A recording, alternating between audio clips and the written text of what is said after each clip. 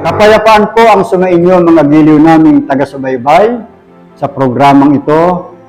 Muli po salamat sa Panginoong Diyos sapagkat ibinigay niyong muli sa atin ang pagkakataong muling magkasama-sama tayo sa isang mahalagang pag-aaral ng mga salita ng Diyos na pawang nasusulat sa mga banal na kasulatan na siya namang ipinaglilingkod sa inyo ng programang ito, ang Kabanal-Banalan.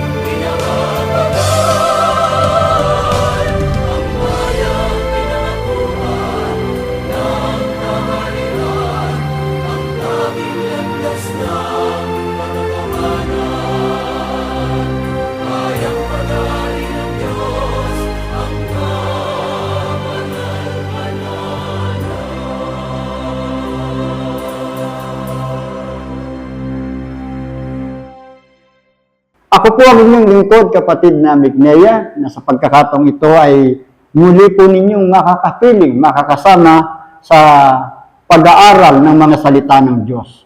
At narito po ang aming pangunahing tagapangasiwa o tagapagsalita sa programang ito, ang aming minamahal na kapatid na ni Raya. Kapayapaan po ang sumainyo, kapatid na ni Raya. Kapayapaan din po sumainyo, kapatid na Mignea, at kapayapaan po sa lahat ng aming mga minamahal na taga-subaybay ng programang ito na ang Kabanal-Banalan. Ang ating pong tema ngayon na tatalakayin,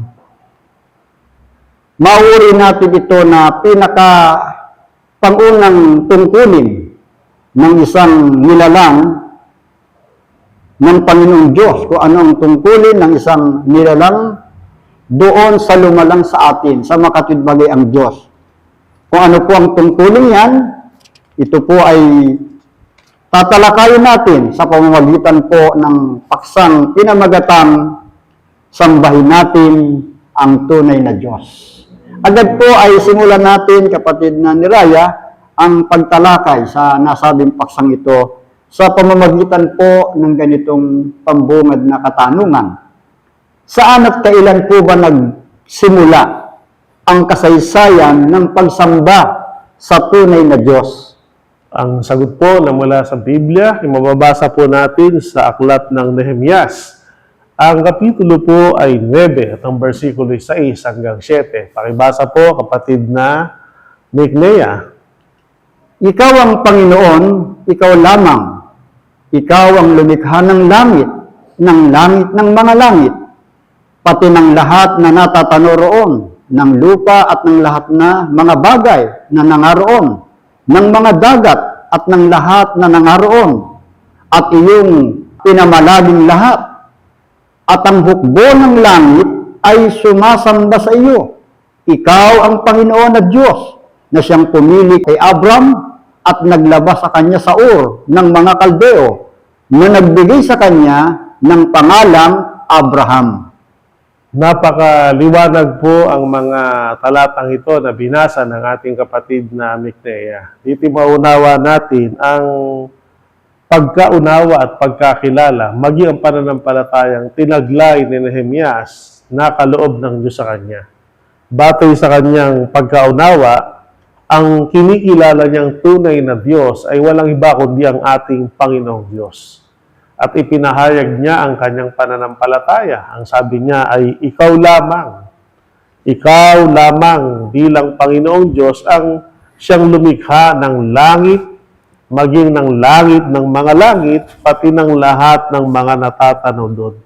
Maging ang lupa niya at ang mga bagay na naroon sa lupa, kahit ang dagat at ang lahat ng naroon. At kayaan niya namamalagi ang lahat ng mga yon ay dahil sa taglay mong kapangyarihan. at kanyang ipinahayag bilang pagkilala sa Panginoong Diyos na may lalang ng lahat ng mga bagay sa langit ng mga langit, ikaw anya ay sinasamba o pinaglilingkuran ng hukbo ng langit. So dito po pinapakita na ang hukbo ng langit, yan po ang mga anghel. At doon pa lang po sa langit ng mga langit ay meron ng pagsasagawa ng pagsamba. Kaya yung pong tanong na ibinangon ng ating kapatid na Miknea kung saan at kailan nagsimula ang kasaysayan ng pagsamba sa tunay na Diyos sa langit pa lang ng mga langit, na nilikha ng Diyos, at sa panahon na yaon ay meron ng pagsamba sa tunay na Diyos. At ang mga tiyak na nag-uukol ng pagsamba sa Kanya, naglilingkod sa Kanya, ang hukbo ng langit, at ayon sa ating pananampalataya, ang hukbo ng langit na siyang hukbo ng Panginoong nasa langit ay ang mga anghel. Kaya ang mga anghel ng mga celestial na nilikha o celestial being, sila ay una na mga nag-aalay ng pagsamba, pagpupuri sa ating Panginoong Diyos bilang kinikilalang tunay na Diyos. At sana napansin din po natin sa talata yung pahayag na ikaw ang Panginoon, ikaw lamang. Yung salitang ikaw lamang, wala siyang pangalawa o pangatlo. Ikaw lamang, isa lang ang sinasambang Diyos sa langit. Kaya yung pagsamba sa maraming Diyos ay hindi po yan ang itinuturo ng Biblia. Ang pagsamba, inuuko lamang sa isang tunay na Diyos na nagsimula yan mula pa nang likhain ng Diyos ang langit ng mga langit at kasama sa gawain at gampanin ng mga anghel na nilikhanan sa langit ang sialayan ng pagpupuri at pananambahan. Malinaw po mga giliw naming mga tagapakinig, batay sa pagpapaliwanag sa atin na hindi po pala sa lupa nagsimula ang pagsamba sa Diyos. Opo. Dahil wala pa ang lupa, ay sumasamba na ang mga celestial na nilalang sa langit, kapatid na ni Raya. Opo. Kaya malinaw po na ang kasaysayan ng pagsamba sa Diyos ay sa langit nagpasimula. At batay po sa ipinakilala sa atin, ipinaliwanag sa atin, walang ibang sinasamba sa langit, kundi ang nag-iisang tunay na Diyos lamang. Opo. Kaya dahil po sa kaalaman yan, kapatid na ni Raya, ano po ang nais ng Panginoong Kristo Jesus na matutunan ng lahat ng taong nilikha ng Panginoon? Ang sagot po ay ipinahayag niya nung siya'y nangangaral at nagtuturo nung panahong siya'y nagkatawang tao. Mababasa po natin ito sa aklat ng Mateo, ang kapitulo ay 6, ang versikulo 9 hanggang 10. Magsidalangin nga kayo ng ganito, Ama namin na nasa langit ka, sambahin nawa ang pangalan mo, dumating nawa ang kaharian mo, gawin nawa ang iyong kalooban, kung paano sa langit, gayon din naman sa lupa. Gaya po ng ating narinig, sa panahon na ang ating Panginoong Kristo Jesus ay nagkatawang tao, nang siya po ay nagtuturo at nangangaral at ang isang mahalagang bahagi ng kanyang pangangaral ay nagtuturo siya kung paano ang tamang paraan ng pananalangin at ano ang mahalagang nilalaman ito. Opo. Ayon po sa salita ng ating Panginoong Kristo Jesus, magsidalangin kayo ng ganito. Kung meron kayong papanalaginan o pag-uukulan ng pagtawag, ay walang iba kundi ang Amang Diyos na nasa langit. At kasama ng pananalangin ay ipahayag natin yung ating pagkilala sa Kanya sa paraan siya niya'y sambahin ang Kanyang pangalan. At kung paano siya sinasamba sa langit, ay gayon din naman dapat matuto ang mga taong sambahin siya sa lupa.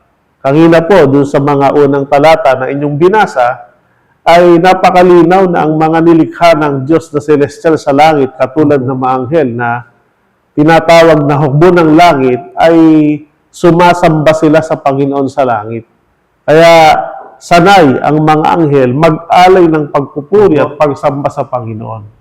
Kaya nung magkatawang-taon Diyos, gusto niya, yung mga taong nilikha niya sa lupa, matutunan din kung paano siya sinasamba sa langit, ay gayon din sambahin ng mga tao mula sa lupa ang Panginoong Diyos na may likha. Ayun. At marahil ay maunawa natin na ang mga anghel ay kusa na sumasamba sa Panginoon sa langit. Hindi sila napipilitan lamang. Yun ay isa sa, kumbaga, ay pagtanaw ng malaking utang na loob nila sa Diyos sapagkat hindi sila iiral bilang anghel kung walang Diyos na lumikha sa kanila. Opo. Kaya bilang tanda ng pagkilala sa mga dakilang gawa ng Diyos sa kanilang buhay, sila'y nagpupuri, nagpapasalamat, at sumasamba sa Panginoon. At nawa, yun din ang maging kalooban ng mga tao sa lupa, na kung paanong ang mga anghel sinasamba ang Diyos sa langit, tayo naman ang mga nilalang sa lupa, matuturing sambahin ang Panginoong Diyos na may likha sa atin. At kung ano yung damdamin ng mga anghel na sila hindi napipilitang gawin, kundi ay kusa nila itong ginagawa, yun din ang nais ng Diyos na matutunan ng mga tao na huwag tayong sumamba sa Panginoon sa paraang napipilitan lamang, kundi katulad ng mga anghel, sambahin natin ang Panginoon na may pagkukusa at magagawa lamang natin ito kung maliwanag sa ating puso't isipan na hindi tayo magiging tao at hindi tayo iiral sa mundong ito kung walang Diyos na lumikha sa atin. Kaya ang pangunahin nating tungkulin na dapat nating gawing may pagkukusa ang sambahin at paglingkuran ang ating Panginoong Diyos na may lalang sa atin. So, ang isa pong bagay na dapat siguro ay mapansin din natin, mga giliw naming tagapakinig, na hindi po pala basta pagsamba lang sa Diyos ay pwede na, kapatid Opo. ni Raya. At gayon din, hindi rin po pagsambang ayon lamang sa kagustuhan o maibigan ng sumasamba. Opo. Kundi, meron pong pamantayang dapat maabot. Yun po yung aking naging pagkaunawa sa inyong paliwanag, kapatid na ni Raya. Meron pamantayang dapat maabot na gaya ng sinasabi na kung paano sa langit, gayon din naman ang wika sa lupa. Kung paano siya sinasamba sa langit at kung anong uring pagsamba ang nangyayari sa langit, yun din po ang gusto ng Panginoong Diyos na dapat mangyari dito sa lupa. Opo. Ngayon, kapatid na ni Raya, upang magawa po ng lahat ng tao na sambahin ang tunay na Diyos, ano po ang ipinagbabawal niya sa atin? Dahil nga po sa langit ay isa lang ang pinag-uukulan ng pagsamba, dapat ang mga tao sa lupa, isa lang din ang pag-uukulan ng pagsamba. Opo. At para magawa natin yan, na sa tunay na Diyos lang natin yan maiukol, katulad ng pagsambang ginagawa ng mga sa langit, nagpahayag ang Panginoon sa panahon pa ni Moises ng kautosang tutulong kung gagawin ito ng tao para magawa yung pagsamba sa isang tunay na Diyos lamang. Opo. Basahin po natin ang kautosang nasusulat sa Exodo. Ang kapitulo ay 20 at ang versikulo 2 hanggang 5. Ako ang Panginoon ng Diyos na naglabas sa iyo sa lupain ng Ehipto, sa bahay ng pagkaalipin. Huwag kang magkakaroon ng ibang mga Diyos sa harap ko. Huwag kang gagawa para sa iyo ng larawang inanyuan o ng tawangis man ng anumang anyong nasa itaas sa langit o ng nasa ibaba sa lupa o ng nasa tubig sa ilalim ng lupa. Huwag mong yuyukuran sila o paglilingkuran man sila, sapagkat akong Panginoon mong Diyos ay Diyos na mapanibughuin, na aking dinadalaw ang katampalasanan ng mga magulang sa mga anak hanggang sa ikatlo at ikaapat na salo ng lahi ng mga napopoot sa akin. Narito po ang kautusan ng ating Panginoong Diyos na ito'y napakalaking tulong para kung paanong sinasamba ang tunay na Diyos sa langit, ay gayon din makapag-alay tayo mga tao ng pagsamba sa tunay at nag-iisang Diyos lamang. Opo. Gaya ng ating narinig sa panahon pa ni Moises, ay ipinahayag na ang mga kautosang ito. At sa mga talatang binasa ng ating kapatid na Miknea, maunawa natin ang tatlong mahalagang bagay. Ano-ano po ito? Una, ang sabi ng Diyos, huwag kang magkakaroon ng ibang mga Diyos sa harap ko. So yun po una. Liban sa Kanya, wala na tayo dapat ibang kikilalaning dinidiyos natin, kundi siya lamang. Huwag na tayo magkakaroon ng iba pa. Kasi pag nagkaroon pa ng iba tayong kikilalaning Diyos, hindi natin magagawa na sambahin o iukol ang pagsamba sa isang tunay na Diyos lamang. Opo. Maibabaling natin sa iba, katulad na nangyari sa mga unang tao na nagkaroon pa ng ibang Diyos sa kanilang buhay. Kaya tandaan po natin, ang unang utos sa mga talatang binasa, huwag tayong magkakaroon ng ibang Diyos liban sa Kanya. Siya lang po. Pangalawa, huwag kang gagawa para sa iyo niya ng larawang inanyuan, kahit yan ay kawangis ng anumang nasa itaas sa langit o nasa ibaba ng lupa, nasa tubig o nasa ilalim ng lupa.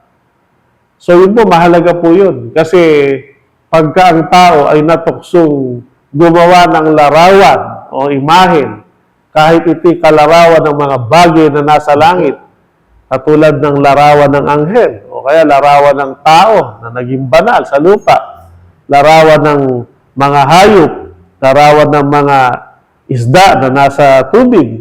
Kapag ang tao gumawa ng image o imahen at ginawang yaon ay kinikilala na parang Diyos, hindi niya na magagawang ang pagsamba ay sa isang tunay na Diyos lamang. Mahahati. O kaya, baka talikuran niya na yung pagsamba sa tunay na Diyos at dito na lamang siya mag-focus sa kinikilalang Diyos na kanyang ginawa. Kaya, hindi lang po yung pagkakaroon ng ibang Diyos ay bawal. Pati yung paggawa ng mga larawan na inanyuan, ipinagbabawal. At ang katlo, ang lalong kabawal-bawalan, huwag mo anyang yuyukuran sila o paglilingkuran man sila. Yung pagyukod at paglilingkod, kasing kahulugan ng salitang huwag mong sasambahin sila. Kasi yung pagyukod at paglilingkod sa isang larawang inanyuan, simbolo nga po yun ng pananambahan. Kaya, hindi lamang po ipinagbabawal na magkaroon ng ibang mga Diyos, hindi lang po ipinagbabawal na huwag gumawa ng larawang inanyuan, ang lalong kabawal-bawalan ay ang yumukod, maglingkod at sumamba sa mga larawang inanyuan. Sapagkat kung yan ay gagawin ng tao, sabi ng Panginoon, dadalawin ko niya ang katampalasanan ng mga magulang sa kanilang mga anak. Yun ay isang malaking katampalasanan na pwedeng magawa ng magulang at pwedeng ipamana nila sa kanilang mga anak ang ganong gawain. Hanggang sa ikatlo, ikaapat na sari ng lahi ng mga napopuot sa akin. O, kumbaga, iniwan nila yung pag-ibig nila sa Diyos. Opo. Gaya yun na napuot sila sa Panginoon. At ang sabi ng Diyos, tandaan nyo, ako ay Diyos na mapanibuguin. Ayaw niya na bukod sa Kanya ay meron pang ibang pag-uukulan ng pagsamba, pag-ibig ang tao na parang dinidiyos nila. So ito pong mga bagay na ito ay mga utos na napakalaking tulong upang huwag magawa ang pagsamba sa mga hindi tunay na Diyos. Sa halip, ang magawa natin ay pagsamba sa isa at tunay na Diyos lamang. So yan po mga giliw namin mga tagapakinig. Huwag po tayong pumayag at maniwala na may pangalawa o pangatlong Diyos. Dahil isa lamang ang tunay na Diyos na itinuturo ng Biblia na dapat nating sambahin. Alam niyo po kapag tayo po'y naniwala na may ibang Diyos pa bukod sa Ama, nagkakaroon na tayo ng ibang Diyos po nun. Di po ba? Opo. Kaya iniuutos ng Panginoon, huwag tayong gagawa, huwag kayong gagawa o magkakaroon ng ibang mga Diyos. At lalo na, huwag natin silang yuyukuran. Yun po ang nakasulat sa Biblia. Sabi naman ng iba, kami naman na hindi sumasamba dyan. Gumagawa kami pero hindi namin sinasamba.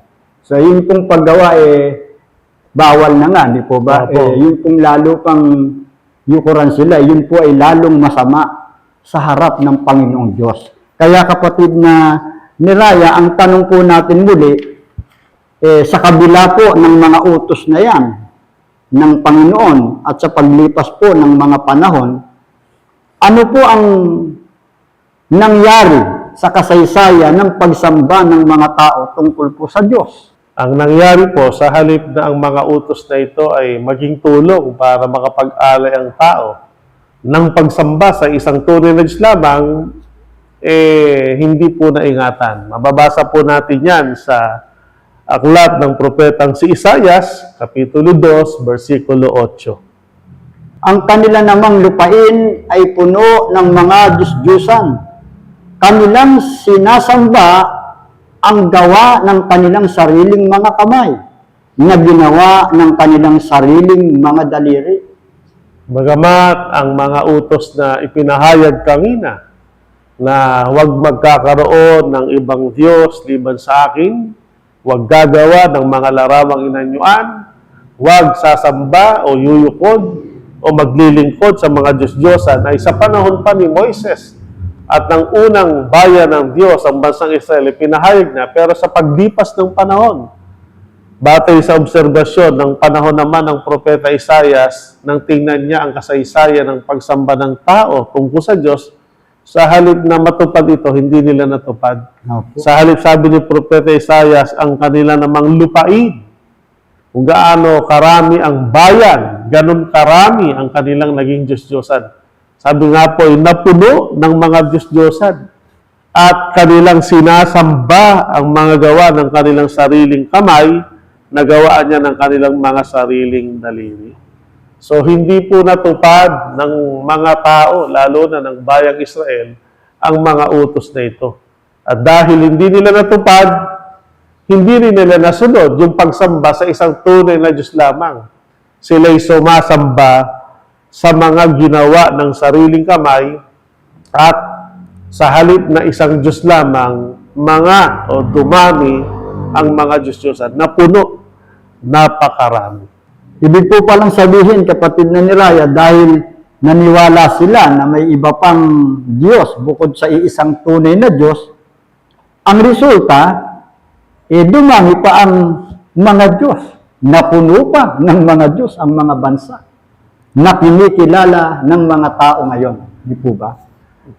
Sa ganito, tuluyan pong naligaw ang mga tao dahil sa katotohanan, ang lahat ng mga kinikilalang Diyos, bukod po sa Ama, ay pawang mga Diyos-Diyosan na. Hindi na po tunay na Diyos yan. At yan po ay mga katahang isip na lamang ng tao. Kaya dahil po dyan, sa pagtutuwid, sa naging mga pagkakamali ng mga tao, sa paraan ng pagsamba at sa marapat na pag-ukulan nito, ano po ang mahigpit na pagtuturo at utos po ng Panginoong Kristo Jesus sa lahat? Ang sagot po ay nasulat sa aklat po ng Lucas, Kapitulo 4, versikulo 8. At si Jesus ay sumagot at sinabi sa kanya, nasusulat, sa Panginoon mong Diyos sasamba ka at siya lamang ang iyong paglilingkuran. Binigyang diin ng ating Panginoong Kristo Jesus sa panahon ng kanyang pagtuturo ang tungkol sa noong pa ay nasusulat na kapag ang usapin ay tungkol sa pagsamba at paglilingkod, walang ibang dapat na pag-uukulan ito kundi sa Panginoong Diyos lamang. Opo. Kaya dito po ay maunawa natin na kaya ito nasulat sa panahon pa ni Moises at inulit sa panahon ng pagkakataon-taon ng Panginoon at hanggang ngayon po ay itinuturo ng programang ito para makabalik tayo sa uri ng pagsamba na nais ng Panginoon na magawa nating mga tao.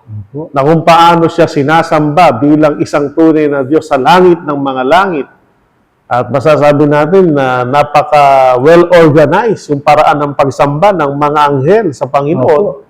Sana magawa rin ng mga tao sa huling araw na ang well-organized o napakaayos na pagsamba sa tunay na Diyos. At magagawa lamang na ang tao ito kung tatandaan natin ang nasusulat.